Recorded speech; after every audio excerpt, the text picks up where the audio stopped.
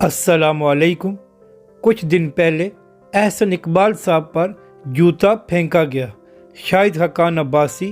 اور مصدق ملک تحریک انصاف کے کارکنوں سے گتھم گتھا ہوئے اور آج وزیر اعظم عمران خان صاحب کے معاون خصوصی شہباز گل پر سیاہی اور انڈے پھینکے گئے لاہور ہائی کورٹ کے احاطے میں۔ ان دونوں واقعات کی جتنی مذمت کی جائے کم ہے، مگر ان دونوں واقعات میں بہت فرق ہے، کیونکہ جو کچھ احسن اقبال وغیرہ کے ساتھ ہوا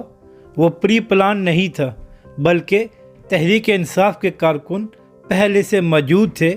اور لیگی رہنما وہاں گئے اور ان کو مشتعل کرنے کی کوشش کی، جس کی وجہ سے حالات خراب ہوئے۔ جبکہ آج شہباز گل پر حملہ پوری پلاننگ کے ساتھ کیا گیا ہے، اور اس کا اظہار شہباز گل نے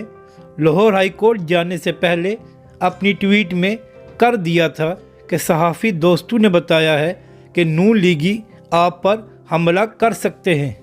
اب ظاہر ہے جب مریم نواز صاحبہ خود یہ کہیں گی کہ اگر ہمارے لوگوں کو ایک تھپڑ لگے گا تو پھر ہم جواب میں 10 ماریں گے، تو پھر اس طرح کارکنوں کو تو طیش ملے گی اور ایسے ہی واقعات ہوتے رہیں گے۔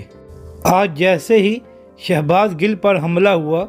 تو مریم نواز کی خاص کارکن اور ایم پی اے ہنا پرویز بٹ نے ٹویٹ کیا کہ بڑی جلدی ہمارے لوگوں نے احسن اقبال اور شاہد خاقان عباسی کا بدلہ لے لیا، لیکن اب ہنا پرویز بٹ نے وہ ٹویٹ ڈیلیٹ کر دی ہے کہ ہم پر مزید تنقید نہ ہو۔ شہباز گل نے کہا ہے